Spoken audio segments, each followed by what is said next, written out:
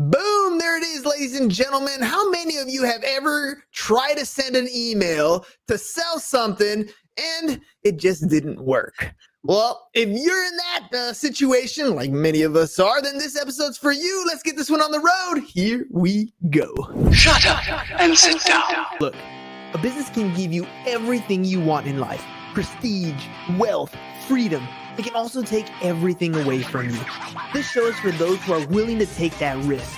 These are the real life stories of entrepreneurs. But before we start, I have one small favor to ask. Please leave a comment. It can be advice, critiques, tips, feedback, or share this with someone, because your engagement is the most valuable and most powerful form of social currency. So thank you, and welcome to another episode of Business Bros. All right, ladies and gents, today we're talking about one of the most important aspects of email marketing: deliverability. You've likely experienced the frustration of sending an email and not having received a response, but what you may not know is that this silent threat is really costing businesses thousands of dollars in lost revenue. And our guest is a leading expert in this field. He's uncovered 4 secrets and a proven plan to ensure your emails are seen and your leads continue to grow. He's an author who's written on the subject and has been in business for quite a while. If you've tried your emails if you're tired, it's the end of the day. If you're tired of your emails ending up in spam or not being delivered at all, then this episode is one that you do not want to miss. Let's welcome to the show, Mr. Scott Hartley.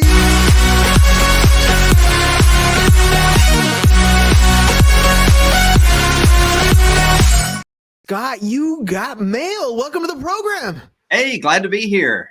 I'm excited, man. I'm excited mainly because I am truly a victim of the spam folder. I know my emails end up there. I know there's so many more opportunities that I'm leaving on the table if I could just get my email game on point.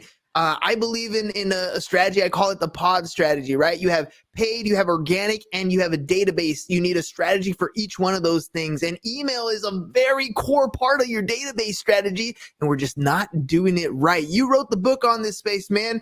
Really quick, tell me a little bit about your background. How'd you get here? Yeah, so really kind of a varied background, but I started my first company back in 2004.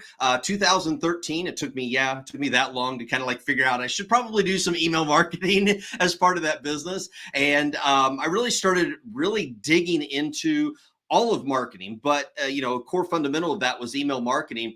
And then I started figuring out, like, wait a minute, like, just because I hit send doesn't mean that people are getting my emails. And if they're not getting my emails, guess what? I'm not getting any business off of it, right? And so I really started diving into that, especially here recently, because things are constantly changing in the world of email marketing, and decided to write a book on it, because I know that as a small business owner myself, if I was struggling with it, thousands of other small business owners struggle with it as well.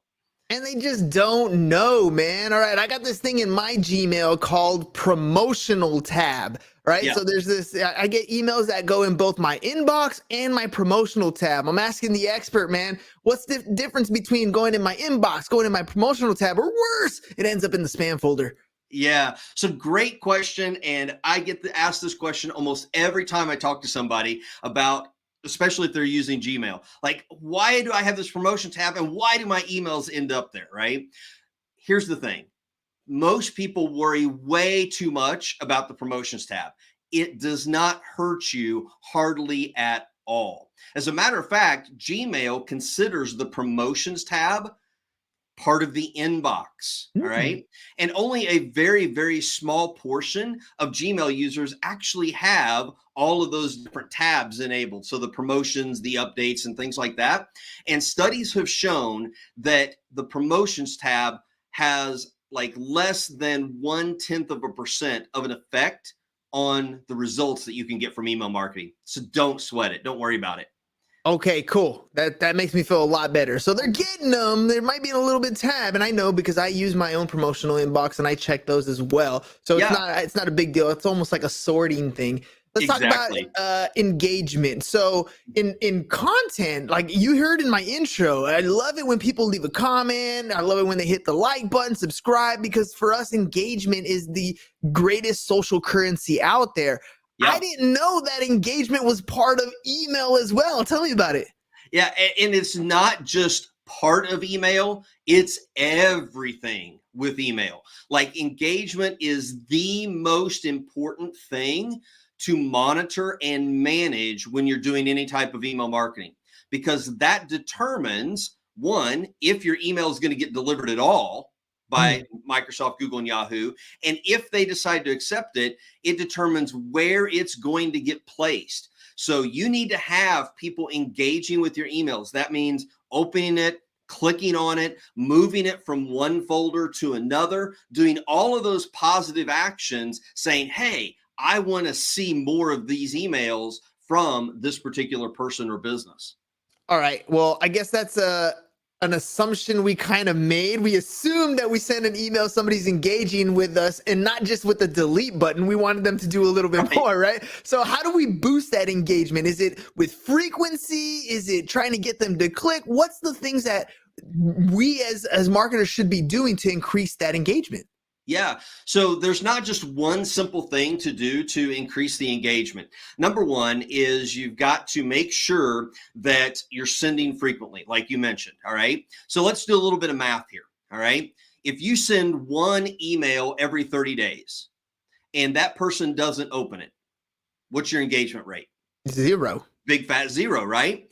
But if you send 4 emails over a 30-day period, and let's say that they only open one, or they open one and click on it, what's your engagement rate? 1 out of 30. 25%, right? Yeah. One But out of 4. emails you sent. Yeah. Yeah. If they happen to do something with 2 of those emails, now you're at a whopping 50%. But so many people are afraid to send more emails. But the more emails that you send, the better your chances are of people engaging with them, which lifts your email health score. I always try to think of it as like the mail that you get in your regular snail mail, right? I know on Tuesdays I get this big old bunch of advertisements, and for the most part I don't look at all of them, but every once in a while I'm like, oh, you know what, I need my Jack in the Box coupons or my Subway coupons or a grocery, whatever it is that I'm looking for, and I go and I know exactly where to go for that because I know that they show up there on a regular basis. I may not always look at it, but I know that that's where it is. So when you're describing the frequency here, I think a lot of people fear like, oh, I'm bugging them. It's you're showing up consistently so people know where to find you if they need you. Did I hear you correctly? That's exactly, the more chances to get people to open your emails, the better are you going to have them engaging with your emails and reading your content. And that's so critically important. And kind of another tactic when it comes to engagement, you kind of mentioned this, so you get the coupons or you get the mail or you even get email and you're like, oh, I'm really not interested in it at this moment in time. But just showing up keeps you top of mind so that whenever that you do have a need, guess what? When they see your next email come in there, then they're going to be more likely to open that email and do business with you. That is so true. I know I do that myself. I know in my inbox, I know there's certain ads that I'm looking for. They kind of live in the deleted folder at times, but I know I can always reach out and find them. Yeah. You in your book mentioned assets and liabilities. And for me, I've always thought of that as a rich dad, poor dad thing, right? Assets are something that put money in your pocket. Liabilities are things that take money out of your pockets. How are you describing them in email? Yeah. So your email list, when it comes to engagement, your email list is made up of assets and liabilities. So your assets are the contacts who are actually doing something with your email. So they're opening it, they're clicking on it, they're scrolling down and spending time on reading your email. In my case, I have several people that I get their emails and I stuff them away into a folder because I want to keep it. It's great content. It's something that's like, I'm going to reference that later on. Those are the assets of your list. You really want to keep emailing those people. And if they are engaging with your emails, send them emails at least once a week, sometimes twice, maybe 3 times a week, because those are the people that are help boosting your email health score. On the opposite side are those liabilities that you talked about. The liabilities are the people who do nothing with your email. They don't even open it. Or in worst case scenario, they delete it. Or even worse than that, they actually mark it as spam. So those are your liabilities, and they actually bring down your email health score, and they actually hurt your chances of getting into the inbox. So when we're talking about separating these people, I'm assuming we're talking about a CRM, something like a MailChimp, using a Mailgun type service, that this is where our scores are being affected. Is that what you're talking about? Absolutely. So doesn't really matter what email marketing platform that you use. It could be MailChimp, Keep, ActiveCampaign, you name it. They have ways to be able to monitor and track who your contacts are, whether they're an asset or a liability. Are they opening or are they not opening your emails? And so you really want to watch that and monitor that. Now, some platforms make it easier to look at that data than others, but you definitely need to know your numbers. Absolutely. That data is so important. And you kind of, and I'm going to talk a little bit about this. You talked a little bit in your book about segmenting, and there's different ways to break up categories so that when you send emails, they're a little more relevant. Can you tell me about those? Yeah. So segmenting your list is really, it goes back to building a relationship with your list, right? So a lot of times, small business owners, especially as we're kind of getting started with email marketing, we just blast everybody on our list with whatever our message is, okay? And we're not really thinking of our list as like, oh, I'm sending an email to John, or I'm sending an email to Susan. That's really how we need to look at our list. How can we build that relationship? So you and I have a conversation. What are we going to talk about? Things that we know are of interest to each other, right? And so with our emails, when we can segment our list, then we know that, hey, I'm sending something that this particular group of people is really interested in. So as a case study, for example, my colleague and I did a study with wineries, and we looked at the list that they had, and we analyzed the people who had bought red wine and people who had bought white wine. And we did an email to just the red wine drinkers, right? And we were promoting a new red wine. The open rate and the click rate and ultimately those sales through the roof, right? Because we know that they're interested in red wine. When we sent that same email, just as a test, we knew it probably wouldn't work, but we just wanted to test it out, to the segment of the audience that are white wine drinkers. Very low open rates, very low click rates, very minimal sales, because they're just not interested in red wine. And so if you segment your list and you provide that relevant content to them, you're going to see that engagement really skyrocket, and you're going to be able to build that relationship because it's providing them what they want and need. And that's a great example, because you wouldn't really think it. Wine is wine is wine if you're not in that wine space, right? So for you to segment down, not just in the wine, but within your niche, really break down who we're talking to. I mean, I'm thinking things like birthdays. We got anniversaries coming up. We got anniversaries of events that happen within your connections, right? When we first closed escrow or things like that, where they become relevant for that particular person. Now that's going to increase the engagement because it's almost like you're speaking directly to them, right? Exactly. Anytime that you can speak to what their pain problem is, or maybe, it's a special event, like you mentioned, closing on a real estate deal, or maybe they have an anniversary of doing business with you. All of those type of things are great ways to segment your list. Maybe that they've purchased something from you and it's a product or a service in a particular category. You know that they're interested in this type of thing. So you can send them more information or more offers about something that's very similar. Your book talks a little bit about authenticating, right? Being authentic. And I assumed it was about being your authentic self, but you were talking about authenticating email addresses as you kind of wrote through. And that's number 2 for you in your book. So tell me a little bit about authentication. Yeah, so this is the technical part that nobody likes when it comes to deliverability, right? What I thought. So I try to break it down this way. We can go out to the car dealership and anybody can buy a car, all right? And you can drive it right off the lot. You don't have to have a driver's license, license plates, or insurance, okay? You could simply go driving down the highway. And you're going to get by with that for a while. But the problem is you're not driving legally, and eventually you're going to get caught, right? It's the same way with email marketing. You can drive down the email marketing highway just like today. You could go out and sign up for a new account with any email marketing provider and start sending emails within 30 minutes, right? But that doesn't mean that you're driving legally on that highway. And eventually the big three mailbox providers, Microsoft, Google, and Yahoo, they're going to be looking, hey, do you have the right things in place that say you're a legitimate business sending legitimate emails to people who want to receive them? And that's where that authentication comes into play.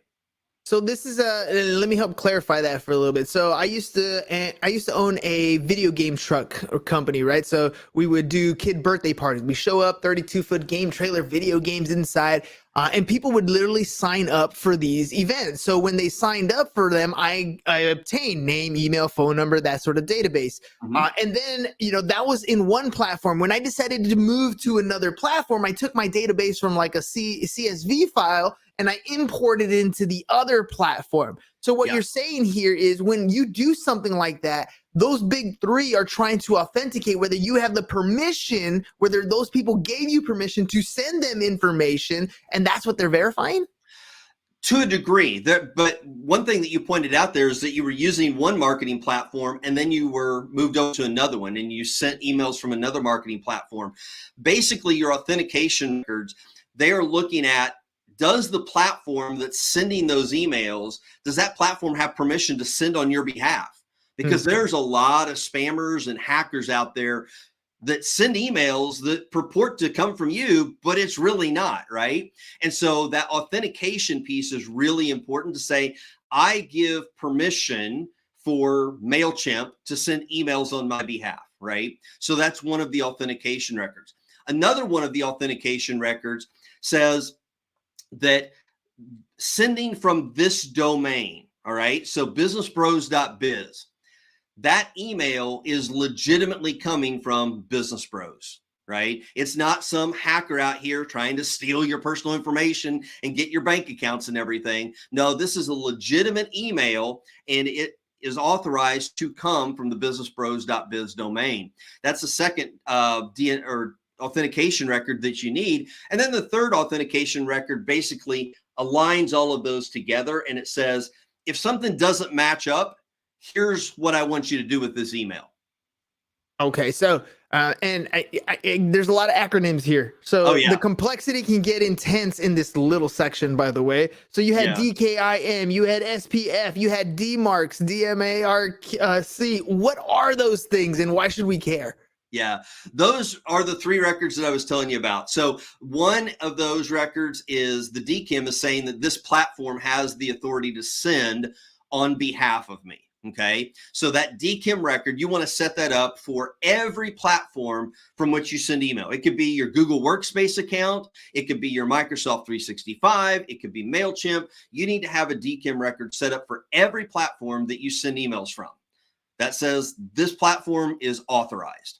The SPF record is saying, hey, this domain is a legitimate domain and it's authorized to send emails from me. So any of these platforms that have the DKIM record, it's authorized to send purporting to come from this domain. If it doesn't, there's a little red flag. Like Microsoft, before you accept this email, I want you to look and see if it's really coming from some platform that I've authorized. That's what that SPF record's for. And then the DMARC record is the one that says, hey, if there's something amiss between the DKIM and the SPF record, I want you to go ahead and deliver it anyway. I want you to completely reject it, or I want you to send it to the spam folder. And it tells the Microsoft, Google, and Yahoo, says, here's what I want you to do with the emails. Now, the important thing to note about this, and I really go heavy into this in that chapter of the book, is this is very technical, right? If you set these records up incorrectly, it can cause major issues with all of your emails, even the ones you send from your regular Outlook or Gmail account, Yeah, right? we don't want that. Yeah, you don't want that. So it's really worth the investment to have an expert set that up. And it's probably not your web developer or your IT consultant, because I've run into many cases where they've set them up and created a whole host of problems. Yeah, we don't want that. That's worse than just having standard stuff set up in Exactly. place. All right, let's talk about content revamping, which is your number 3 here in this book. We want to increase engagement. We got authenticated correctly by a professional. Hopefully, you guys went to hittheinboxbook.com and we got our stuff all set up. What do you mean revamp our content? What are we already doing that is incorrect? Yeah. So the biggest problem that I see with people sending emails is they want to make them look so beautiful, like the flyers that they create and the website that they have. Big, big, big no. Right? And I know that this is going to like meet with a lot of boos, from the crowd. It's like, they don't want to hear that. We want everything to look beautiful. We want to, show the best that we are in everything that we do. But with emails, it's going to land you in the spam folder the majority of the time if you do that. Study after study after study has shown that text-only emails outperform the beautiful ones, the ones that contain lots of images and different colors and different fonts and everything. Plain text emails perform much, much better. Wow, I didn't even know that. I mean, that's something that is some. Okay, I'll give you an example. So I worked with different marketing people, and a lot of mine were like pretty standard. The would come from my Gmail. It was cut and paste. I'd add the person's name, I add some context about who they are, and it was confirming who they were. And of course, it had CTAs at the end, right? Little call to actions at the end. Those always tended to do well, but when I brought somebody on, they made them look so fancy and so beautiful. It was hard for me to say no, right? Because they utilized all my digital assets. They put my logos and then my colors and all this stuff. And I'm like, oh, that's beautiful. But now you're telling me that if I want a better open rate, X those things. X those things. I say in my book, ditch the email newsletter. Right? Get rid of, those fancy newsletters using the template where you've got, 5 different blog articles that they go to and all that type of stuff. It just doesn't work. As a matter of fact, the open rate for the average newsletter is 21.33%. And most people say, oh, I'd love to have 21% of my list opening an email.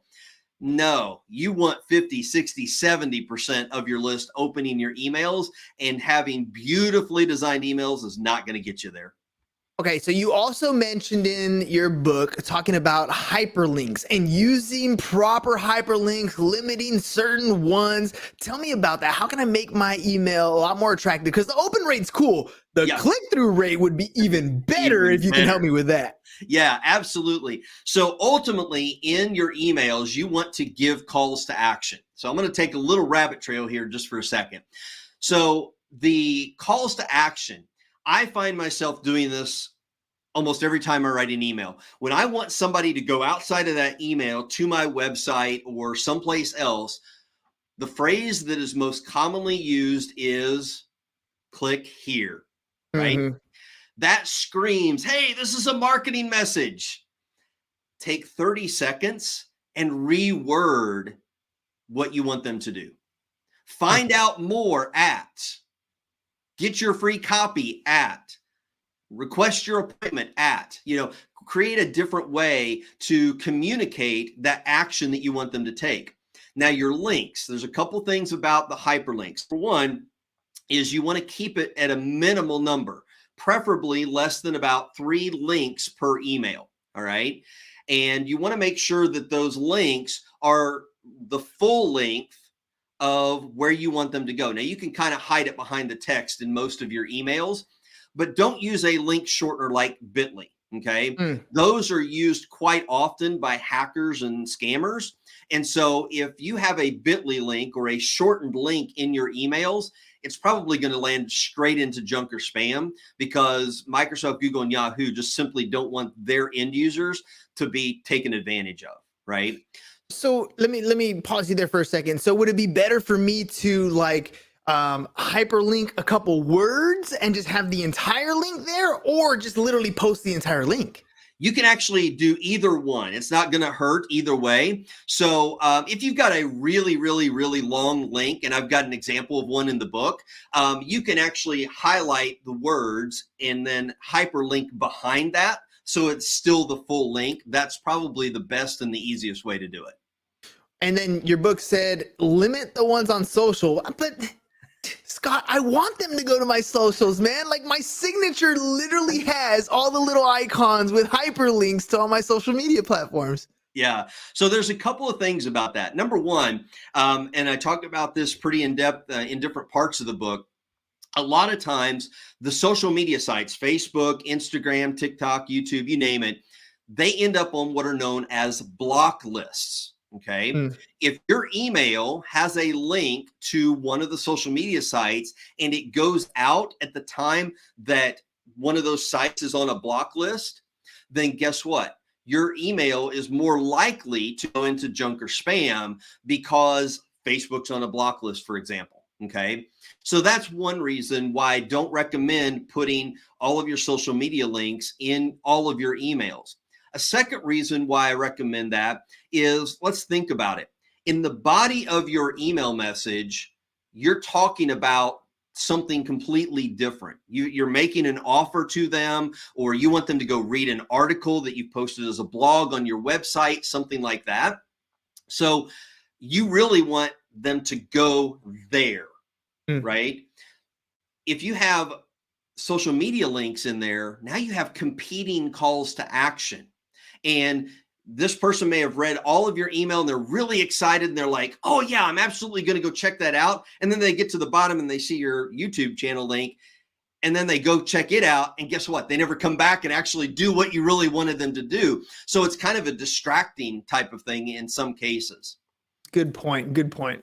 All right, as we're running low on time, I wanted to make sure I get to the last point you had in your book, your reputation, right? And I know for us in the real world, our reputation precedes us. I am so much of a fan of building your brand for that exact reason. Your reputation is something that you can take with you, regardless of what industry you go into, or whether you get fired from one place or another, your reputation will be there. Your reputation you're talking about is a little bit different. Well, how does that relate to email? Yeah, so there's a lot that goes into the reputation part of email.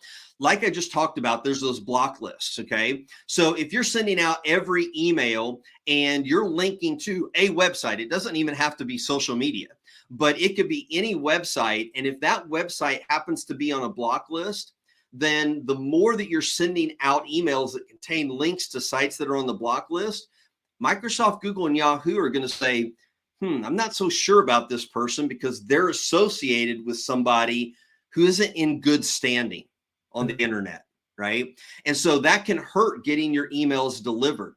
Additionally, your reputation, like everything that you do, are you getting the engagement? If you're not getting the engagement and people are like constantly marking your emails as spam or throwing your email into the trash, that hurts your reputation with email providers. So let's say, just for simple math, let's say that you have 1,000 contacts on your list and 500 of them are going to Gmail users. All right. If 400 of them are marking you as spam or just deleting your email, your reputation with Gmail is not going to be very good. And even though you've got 100 people that just absolutely devour your content, they want to see your emails. They're doing all the right stuff to make sure that your emails show up in the inbox for them. Ultimately, the 400 is going to affect all 500 people that you're emailing on Gmail. And it's not going to be pretty because the majority of your list is dragging down your reputation. So guard your domain, guard your list. It's up to you, and the content that you're putting out is so important. Dude, 30 minutes have gone by and you've just dropped nothing but gems today. I hope people understand their email just a little bit better. I know I do. I'm going to make some changes on how I'm posting my emails. Going to make them a little bit easier to understand, get rid of a lot of the imagery, hyperlink, just, using words instead of having big old long URLs or shortened URLs. I'm going to have to remove my socials. I'll probably just cut that to one little link. Yeah, and you can do the socials, periodically. If you're promoting, a YouTube, if you're promoting, one of your videos on YouTube and doing that occasionally, and that's the purpose of your email, go for it. That's not going to hurt you. But don't distract from the main purpose of your email with your links. That is probably the most important part right there. Especially when we were talking about, and I was learning about funnels and ads, you're like, you don't want to distract them. You want them to do one thing. That's exactly the only thing, the only option you want. That's the whole point of the funnel. You want to funnel them to the one action. So that totally makes sense for me, especially on the marketing space. Scott, you've been a great guest here on the show. You've dropped a lot of information. I want to make sure I give you the floor here. If people want to reach out with you, get a copy of the book, setting up an appointment, maybe they know they need to authenticate, but they're not the pro to do it. How can they reach out to you? Absolutely. So the first step is going to hittheinboxbook.com. So you see it scrolling across the bottom of the screen there. It's $7 for the digital copy of the book. If you want a print copy or the audiobook copy, we're making that offer available to you on there as well. In addition, so Hit the Inbox Book is going to give you a much deeper understanding of all of the things that we discussed today. And in addition to that, I've got 2 bonuses when you purchase that digital book. So the Hit the Inbox book itself is going to help you get your emails into the inbox. Once you do that, you need to get people to open them. So you need 143 attention-grabbing subject lines. It's a free bonus I'm giving you when you get the book.